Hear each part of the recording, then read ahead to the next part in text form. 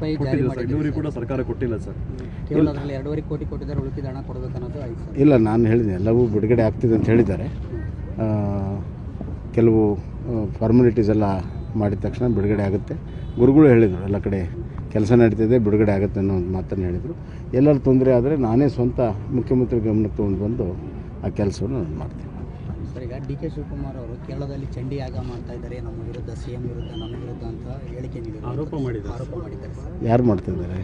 ಅಂದರೆ ನಮಗಂತೂ ಯಾಗ ಯಜ್ಞೆ ಅದರಿಂದ ನಾವು ಭಾಳ ದೂರ ಇದ್ದೀವಿ. ನನಗೆ ಗೊತ್ತಿಲ್ಲ, ಆ ಮಾಹಿತಿಗಳು ಅವ್ರಿಗೆ ಗೊತ್ತಿರ್ಬೋದು.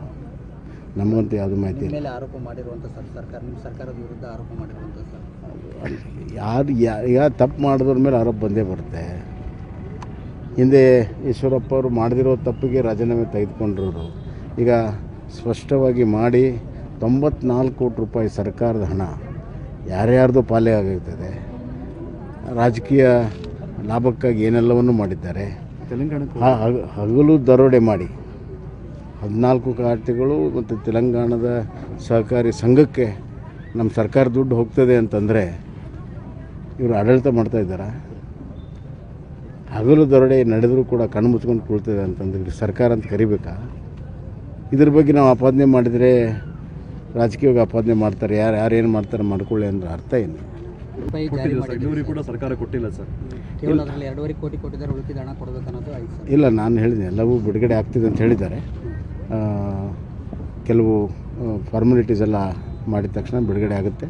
ಗುರುಗಳು ಹೇಳಿದರು ಎಲ್ಲ ಕಡೆ ಕೆಲಸ ನಡೀತಿದೆ, ಬಿಡುಗಡೆ ಆಗುತ್ತೆ ಅನ್ನೋ ಒಂದು ಮಾತನ್ನು ಹೇಳಿದರು.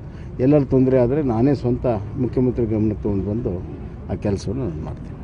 ಸರ್, ಈಗ ಡಿ ಕೆ ಶಿವಕುಮಾರ್ ಅವರು ಕೇರಳದಲ್ಲಿ ಚಂಡಿ ಯಾಗ ಮಾಡ್ತಾ ಇದ್ದಾರೆ, ನಮ್ಮ ವಿರುದ್ಧ CM ವಿರುದ್ಧ, ನಮ್ಮ ವಿರುದ್ಧ ಅಂತ ಹೇಳಿಕೆ ನೀಡಿದ್ದಾರೆ, ಆರೋಪ ಮಾಡಿದ್ದಾರೆ ಸರ್. ಯಾರು ಮಾಡ್ತಿದ್ದಾರೆ? ಅಂದರೆ ನಮಗಂತೂ ಯಾಗ ಯಜ್ಞೆ ಅದರಿಂದ ನಾವು ಭಾಳ ದೂರ ಇದ್ದೀವಿ. ನನಗೆ ಗೊತ್ತಿಲ್ಲ, ಆ ಮಾಹಿತಿಗಳು ಅವ್ರಿಗೆ ಗೊತ್ತಿರ್ಬೋದು. ನಮಗಂತೂ ಯಾವುದು ಮಾಹಿತಿ ಇಲ್ಲ. ಮೇಲೆ ಆರೋಪ ಮಾಡಿರುವಂಥ ಸರ್, ನಿಮ್ಮ ಸರ್ಕಾರದ ವಿರುದ್ಧ ಆರೋಪ ಮಾಡಿರುವಂಥ ಸರ್. ಯಾರು ತಪ್ಪು ಮಾಡಿದ್ರ ಮೇಲೆ ಆರೋಪ ಬಂದೇ ಬರುತ್ತೆ.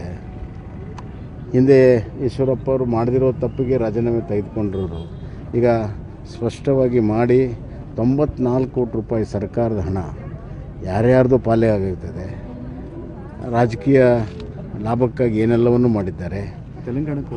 ಹಗಲು ದರೋಡೆ ಮಾಡಿ 14 ಖಾತೆಗಳು ಮತ್ತು ತೆಲಂಗಾಣದ ಸಹಕಾರಿ ಸಂಘಕ್ಕೆ ನಮ್ಮ ಸರ್ಕಾರ ದುಡ್ಡು ಹೋಗ್ತದೆ ಅಂತಂದರೆ ಇವರು ಆಡಳಿತ ಮಾಡ್ತಾಯಿದ್ದಾರೆ. ಹಗಲು ದರೋಡೆ ನಡೆದರೂ ಕೂಡ ಕಣ್ಣು ಮುಚ್ಕೊಂಡು ಕುಳ್ತದೆ ಅಂತಂದ್ರೆ ಸರ್ಕಾರ ಅಂತ ಕರಿಬೇಕಾ?